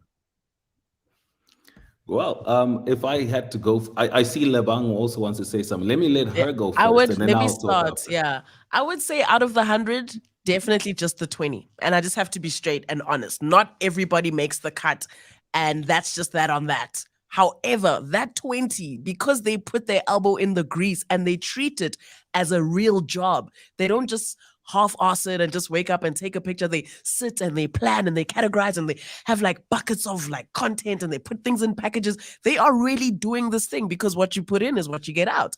Those 20 are guaranteed to keep it moving. But the rest, like most, like we're saying, mediocre people in all industries, they kind of just have to, yeah. So the interesting thing, if I can just hoist something. Hold on, Weza, before you throw that in. So Bab Dlamini says, well, Gareth hates influencers. I really don't. I think influencers are amazing if they are actually influential. I think there are a lot of people in social media, and I've been in this world of marketing for a while now, so I've seen them come and go. The reality is, a lot of these people are freebie whores. They will take anything you get, a T-shirt, a voucher for KFC, and then they will post some nonsense on social media. But that's not influencing. It's not influencing a single person. There's not one person who will go out and buy whatever that product is just because this influencer got a free T-shirt. And I think companies became very lazy at one point in our history, where they started to just throw things at these influencers. They were like, well, whatever, let's get some influencers, and they would just choose indiscriminately. It's become much more of a science now. Kind of like AI has become an improvement on so much of the average stuff that you get in marketing. I think everybody acknowledges this now. So Weza, I mean, you're an expert on this. You're a brand ambassador for these awards. What do you think it is with influencers?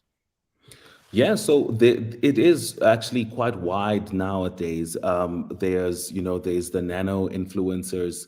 They're not necessarily the people with the big following, and it's almost the same as what you would get with just word of mouth. Sometimes the reason you decide to go for that Adidas top or whatever brand it is that you're wearing is sometimes based on just a friend of yours in class if you're in high school. So that is like a form of one-to-one influencing that you're doing, but from a very smaller scale. But then you get, the people with the millions of followers who sometimes actually those ones are the ones where the rate that you put in is not always equal to the rate you get out, because they're not necessarily always connected to these people that follow them, and half of them actually are followed by some sort of bots, but we don't have to get into that discussion.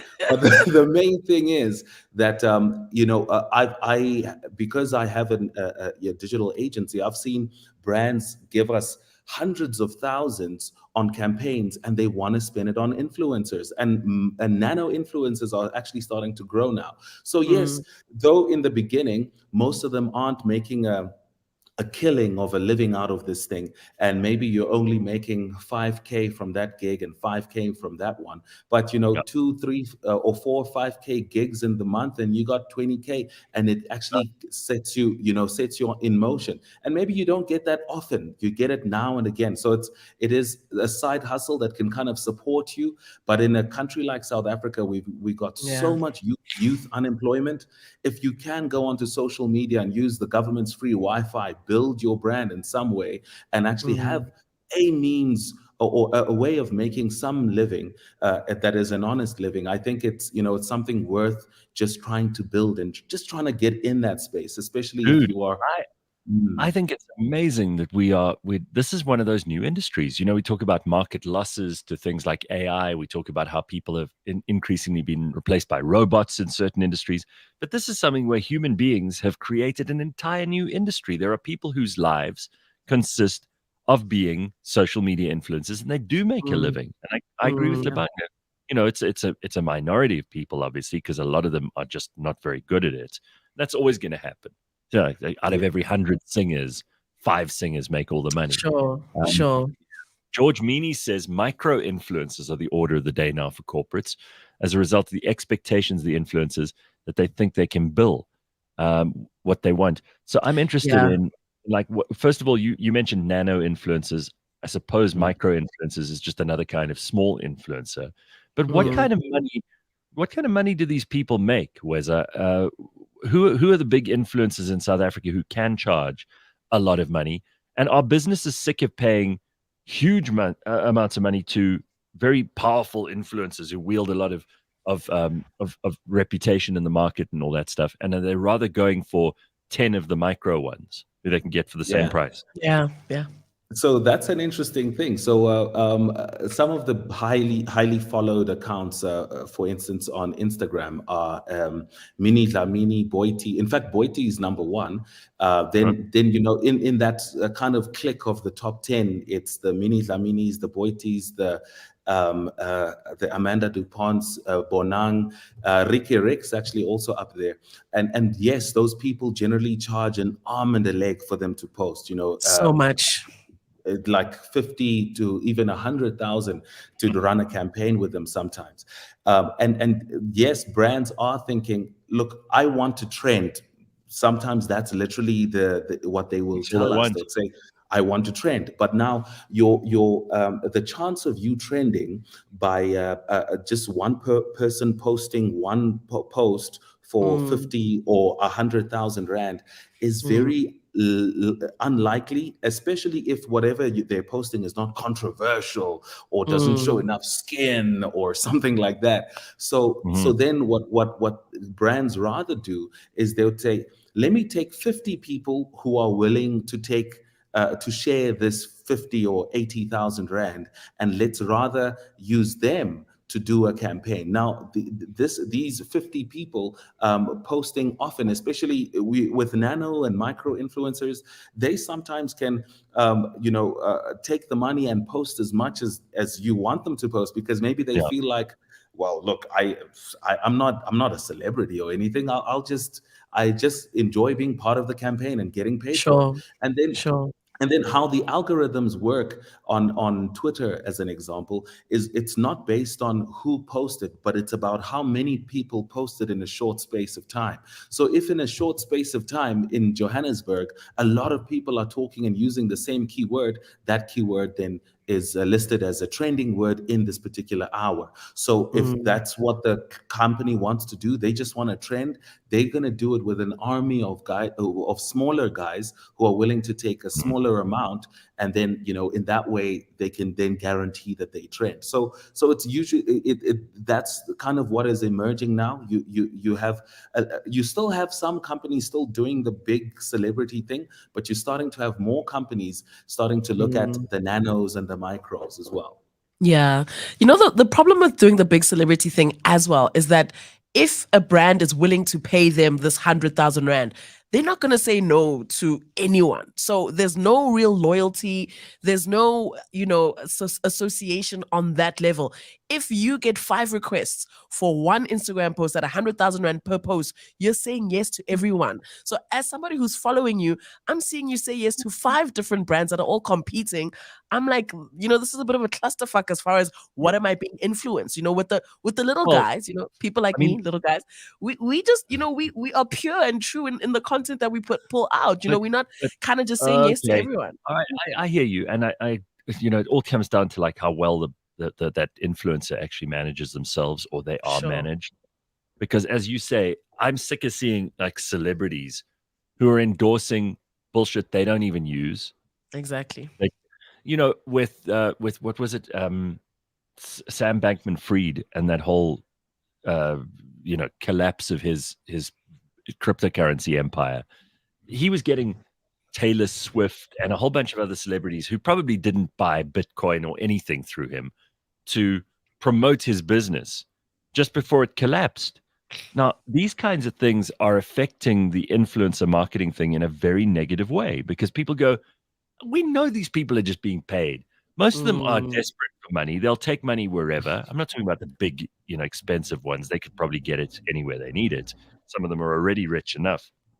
But ordinary influencers of the kind that you guys are talking about, a lot of people know that they'll do anything for a buck. So how can we trust, if a lawnmower company comes to them and goes, hey, we want you to promote our lawnmower, and then someone who you think is cool because, I don't know, they get their ass out on Instagram every couple of days.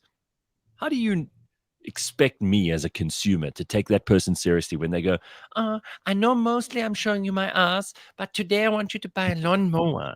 Like, am I really, is that going to make anyone go out and buy that lawnmower? Logically, you would have to think no. But exactly, that is why the nanos and the micros are so much better, because from a branding perspective, what you do is you look at the account and you look at how that person is already living. If this person lives in a garden and they've got a yard and they're constantly in there showing you garden content, then that's the guy that you pick to sell a lawnmower. You're not going to find the girl on the beach with the boobs out, shaking her ass to sell the lawnmower. It's really just about paying attention to that detail, because again, to Gareth's point, like we know everything now. If I drive a Mercedes Benz and Hyundai says, Lebang, please can you endorse that? I'm gonna say no, because my followers know I don't drive it. So it's also about managing yourself as the influencer so that you don't screw up your relationship with your audience, because they'll see right through you and they'll say, come on, dog, what are you doing? So, I mean, I want to take it to traditional advertising. Traditional advertising was never about picking believable platforms. It was just about getting this message of this product out there, this service out there, to as many people as are willing to see it. So you don't watch a SABC One and then when you see a Mercedes ad, you're thinking, well, Mercedes, SABC One doesn't have money. Why would they have a Mercedes here? You're just seeing a Mercedes ad and you're just thinking, oh wow, I'd like a Mercedes. So if now I'm a lawnmower company and I'm thinking I want as many men who probably use lawnmowers to see this ad as possible, and then I think, the chick with the boobs, many men probably follow her, I'm gonna advertise there. As much as it's not believable that the chick with the boobs actually uses the lawnmower, it is indeed a good place for the guy who probably wants guys who use lawnmowers to see his product. So there is a bit of that seesaw of should it be believable or should it just be lots of impressions?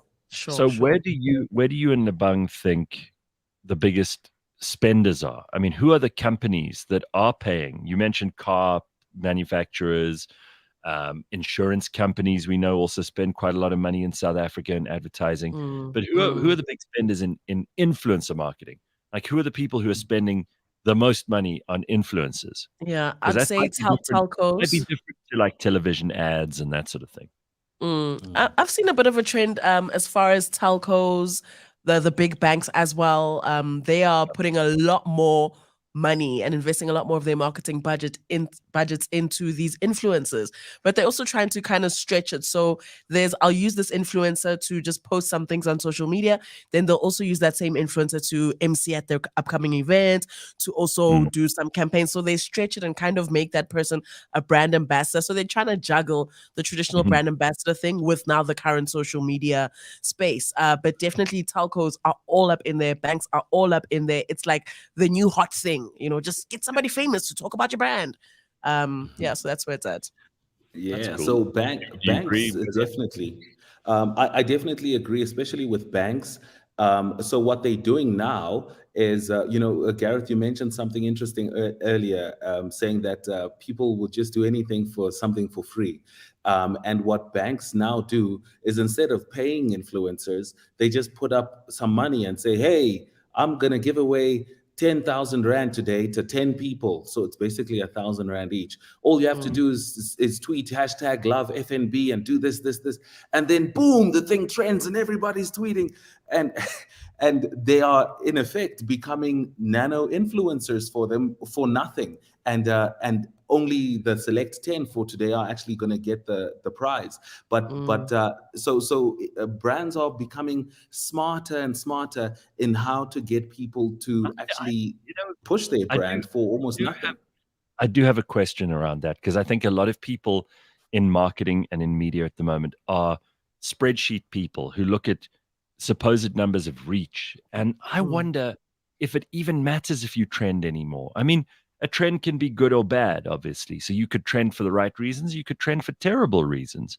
And we've seen just recently in America a number of cases of where companies have trended for very bad reasons, and it's backfired on the bottom line. So they've been in the headlines every day, and people used to say, oh, there's no such thing as bad publicity. But that's not true anymore, because it's actually starting to affect the bottom line of the business. And you will sell less product if you trend for the wrong reasons. And trending for the right reasons doesn't necessarily guarantee that you will sell product, right?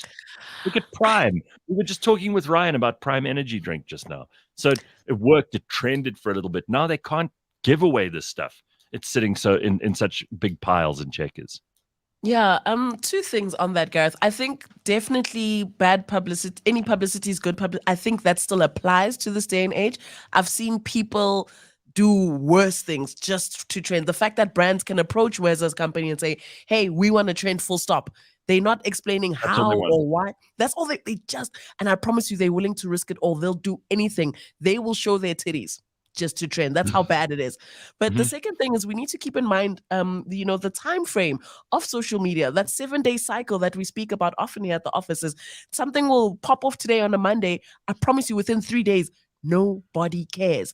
And that's the currency and the time frame that even brands need to consider in approaching whatever campaign they're trying to put into the market. So yes, any publicity, whether it's good or bad, they don't care, Gareth. They are even willing to plant bad messages about themselves as long as the people are talking, because they know next week nobody's gonna care. Wow. It's pretty messy. Yeah, the other thing that I've noticed is that at the top of these major corporations are older generations that don't really understand the jargon of engagements, impressions, and what they just want to know: did we trend? Because that's the one word that they know. So now, if you're the account manager and you have to report to your superiors who are maybe in their 50s or so, and all they care about is, did we trend? Then that's now what you care about as well. And though you could say, yeah, but we didn't trend, but did you see our engagement numbers? We got it fantastic. They're like, did we trend? So if that becomes how your boss measures you, now that's what you're going to try and push for as well. Yeah, it's pretty sad actually, because that also kind of ripple effects into the creativity in the campaign. We're seeing a lot less risk, a lot less pushy and more interesting types of engagement. We're seeing copy paste. We're seeing the same thing with just a different brand name on it. It's pretty sad. Bob Dlamini says, I end up using products and services endorsed on this show, Easy Equities, Revix, money markets, etc. Does that make you all influencers? Well, again, it comes down to who you trust. And I think that's what influencer marketing is meant to be, is you find your tribe, you find the people who you take seriously. Lebang said it just now, Weza said it already as well, that if you're looking for, I don't know, tech stuff, you find a tech journalist or someone who blogs or someone who's honest and interesting and authentic online, and you're likelier to believe them than a 30-second advert on television. I mean, that's obvious. It's like if I, for example, wanted to be scammed, I would definitely go to Lebang. Exactly. Right?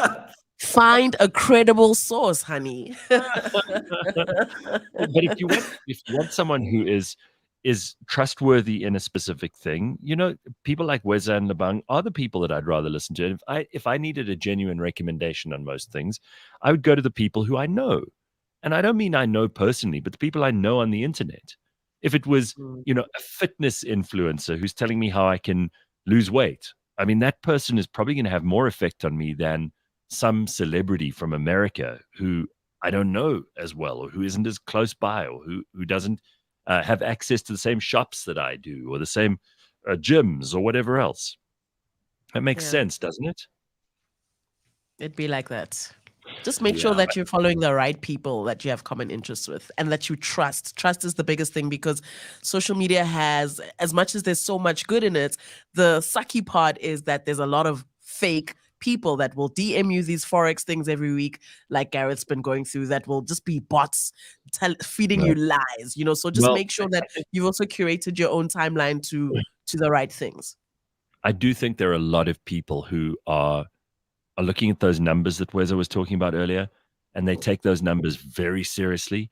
The problem is a lot of those numbers are just made up bullshit, because you can't see the breakdown of how many are bots. You can't tell the difference between someone who's actually watched a video or someone who's just clicked on something by mistake. You don't know these things, and they never ever give you a complete breakdown. And frankly, even if they do, it's that thick and no one ever reads it. So you do have a lot of very, very ordinary people in important decision-making positions, both as influencers and as people in companies that control the budgets. And they're actually just ticking boxes and trying to get through the day. They're not really interested in making a splash for the right reasons, doing something truly authentic and creative. Those are the people who can be replaced by AI eventually. Yeah. So good. Yeah. Good. So, okay, I do want to move on, because we've only got Weza for a little bit longer, and time is just marching ahead at a hell of a rate. So one of the other things that you're involved in, I mean, you're involved in so many things, Weza, and this is why I love having you on the show. You're involved in the Green Youth Indaba. Now, this is happening in Durban, which is just like the worst place to have something like this, because the beaches are all covered in human shit. But let's just for a minute turn our attention to the Green Youth Indaba, because you're apparently the program director for this. So what is this all about? And first of all, why they're having it in Durban? Because you can't swim on the beaches. There's no electricity in some places. The roads are falling apart. They've got riots. It's just a disaster. But the Green Youth Indaba sounds like it should be a good thing. Is this the first one they've ever had? Yeah, thank you. So the Green Youth Indaba, in fact, is, I think, on its eighth year now. So it's definitely not the first one, but it's actually good that it's happening in Durban, because when you're saying, that they've got all these problems about how not so clean the beaches are and things like that, you need to get the youth serious about, those type of things, and you need to start inculcating that behavior of going green or caring about the environment. You need to make sure that the youth actually start thinking in that way. So part of it in that week is also like a Durban cleanup campaign that is in fact already happened. It happened on the 26th. Which day is the 26th? It was yesterday, right? Yes. So so it then there's community outreach, and then of course there's the actual Indaba, which is something that is happening on Thursday and Friday. But it's really just trying to get the youth thinking green, to get them into the green economy, to just help them to realize what the opportunities are within the green space and how they can be taking care of the environment at the same time. Well, let's be honest about this. I think Lebang will agree with me. Young people in general either really do care about the environment, or they pretend to care about the environment. Very few of them are going, I don't give a damn about the environment. I mean, it's become, you talk about influences and trends. It's become very trendy to say, I'm doing this green project, this thing about sustainability. This is something I do. But I think there's very little chance you will meet anyone under the age of 35 in the world who's going to go, I just don't give a shit about the environment at all. So it is something people are either really interested in or pretend to be interested in. But when they are really interested, Gareth, they really go hard, especially these, is it the Gen Zs? The Gen Zs, when they decide that they are going to stand behind a cause and are going to huddle up as a group, they really commit to that thing, which has kind of been interesting for me to see, like, how did these kids suddenly get so involved in making the world a better place and saving the world? They go the long way. So I think an event of this kind will kind of attract those kinds of kids that already have an interest, and even just introduce it to those who never really gave a crap, and then they can decide. But the ones who go in and they go hard. They really do. Sure. All right. Well, I mean, it sounds like a good event. It sounds like a good cause. I'm always interested also in who the people are who go to these things, because it's all good and well for, the people to put on a big conference, a show, an awards ceremony or whatever it might be. But it's always interesting to see who supports these things, which companies put money into it, who gets invited, who flies in from all over the world. So I'm sure that we'll hear more about that as it gets closer. So this is this Thursday and Friday. Can you give us any clue about like who might be there? Yeah, so I mean, South African tourism is there, Plastic SA is there, trade and investment. We've got Sanas.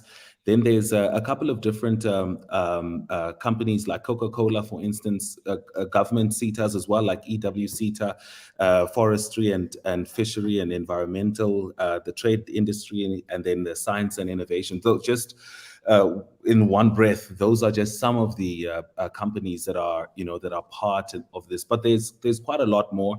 And I mean, if one is interested, if you check out greenyouthindaba.co.za, you would be able to see all the information there, and of course what the program is going to be about, and just everyone's invited. So it's like an open thing to the public. There'll in fact be buses and buses of that are collecting kids from like rural areas and townships around the area to just be part of it and see that as well, because you just need to have a 360 involvement. It shouldn't only be people in urban areas who have access or afford to attend, but it should be everyone. It's happening at the Durban ICC, and it's happening, of course, Thursday and Friday.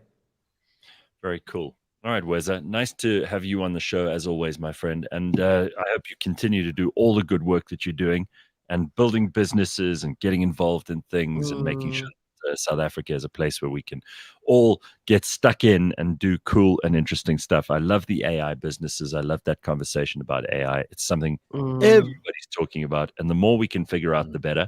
I also like that you're a big advocate of not making people afraid of it, because I think there's so much potential and there could be so many jobs that could come out of this. You know, when the internet started and when social media started, everyone was like, oh no, this is going to kill this business, going to kill that business. It's amazing how we always jump to the conclusion that something is going to be bad before we even know where it's going. Isn't that human nature? That's just human nature. I think change scares us. Like, we don't want things to change. Let them stay the same so we can all live comfortably.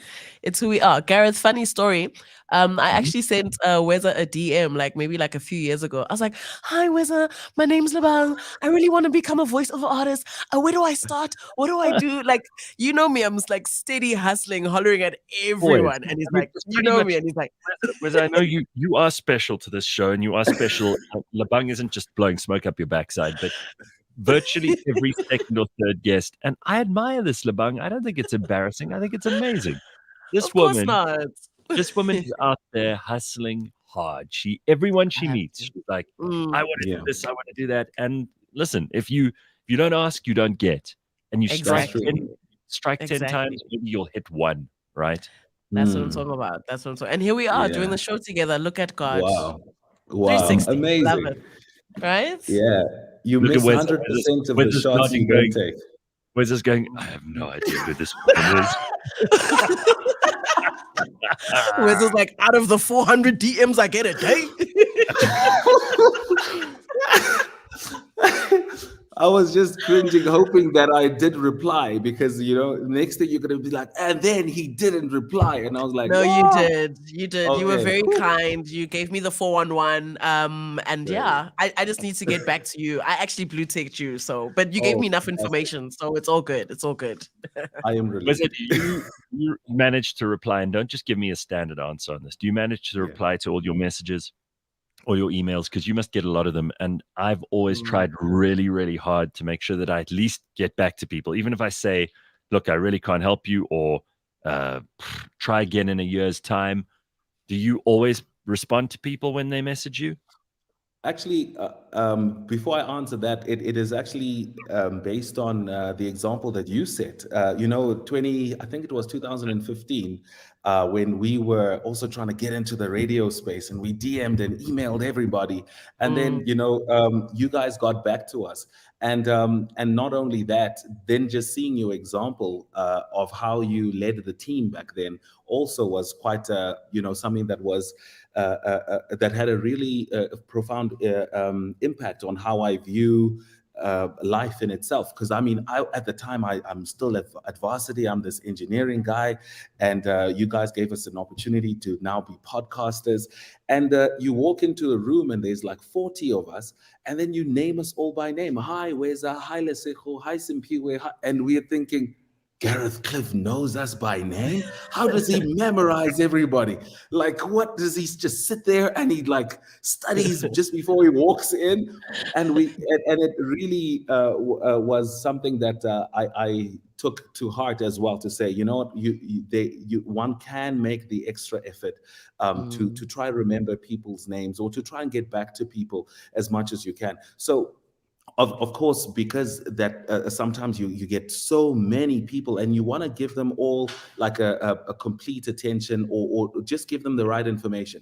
I then decided to use a bit of AI to just help me to get to everyone, and get to everyone quick enough. So I know the standard questions that normally come. Then I would prepare ahead of the time to say, this is how I answer this person, and then I'll have like a couple of a couple of channels that I can take them through. So for instance, you're gonna show me how to do that, because that'll save me a huge amount of. I still like a baboon at the typewriter. I'm like, well, here's the answer to that email. And I mean, I'm probably wasting a lot of time that a machine could help me with, right? Yeah, exactly. So on Instagram, I've got a couple of different things. So what I do is I anticipate your question ahead of the time. So when you come onto my Instagram, you literally see a couple of questions that you can pick from, and when you click on one of them, I already know what to answer, because I've got the answers already as standard answers. And then but the answers have a link that you can click through. Then you come onto the WhatsApp, and then I've got someone else who's going to handle the WhatsApp, and then in that way, everyone gets attended to in a much more efficient way. Sure. I love it here. I mean, take notes, guys. Gareth, take notes. This is it. And I also admire Gareth and Rena and how they do things. Like, we had an event a couple of weeks ago, and Rena would literally sit and send out personal invites and type your name one by one. I sat and I was like, oh my gosh, this is it. Like, this is that personal You're telling me. touch. But where's the saying we can just get AI to do this? And people think they're getting it. And it's not even AI. I promise you, Excel spreadsheets has that exact thing. You just put the names in and hit send. I've got to figure out like why it irritates me so much that people don't reply. I don't mind hearing a no from people, but there's so many people in business, let alone in social situations, where you send people an email and for like 3 weeks you don't hear from them. I don't know how that works. I don't know how you can be a serious business person if you can't even send a reply to an email or an invitation or a whatever it is. And I think we've always tried to reply to people within 24 hours. 24 hours. Certainly within a week. If I try to clear my inbox by a Friday so that I don't have any stuff left over. But it seems to me some people aren't bothered by that at all. And even AI won't be able to help them, because the AI will probably only work once every 6 weeks. But there are people who just don't even reply. They don't bother to. You have to send them reminder. And then they eventually will come back like 2 months later and go, oh, I'm so sorry, got snowed under. Like, It's been What do you such a difficult time. You're the And look, Pope. maybe it you know? has. So many people want to talk to you that you're the Pope. You can't reply to an email about something that we needed to get a yes or no answer on. I mean, it's crazy. Sometimes it's procrastination. So you see the message and you think, oh, okay, I'm gonna reply, but man, I'm gonna need to really think about this. So I'll need to write like a really deep or thorough thing, and then you think I'm gonna do it later, and then you get stuck in doing this, and then you do that, and then the day is done, and then tomorrow happens, and then it's a week, and now you're embarrassed that it's a week, and then you let another week go past because of embarrassment, and now it's 2 weeks, and then Gareth sends you another email like, oh, have you remembered? Get your shit together, people. Let's just reply to emails. You know how To-do much better the lists. world would be. Forget about trying to save the world and trying to change the environment for the better and all that. Just reply to emails. You'll be starting with. Emails. I think having a to-do list really helps. Like that's it. Every night before you go to bed, write down all the things you need to do for tomorrow, and just make sure you scratch them all out. And it doesn't matter the scale. Where even the little things. Respond to Gareth. Da da da da da. Go do this. Or have every little thing you need to do on a list. Otherwise, things will just pass you, dog. They'll just go. You're speaking my language. You're preaching my gospel. Lists. That's I it. love it. I love a list. I Mm. have a list. I have a list for today. I'm looking at it right now. All the stuff I have to do today. So I'm going to go through my list.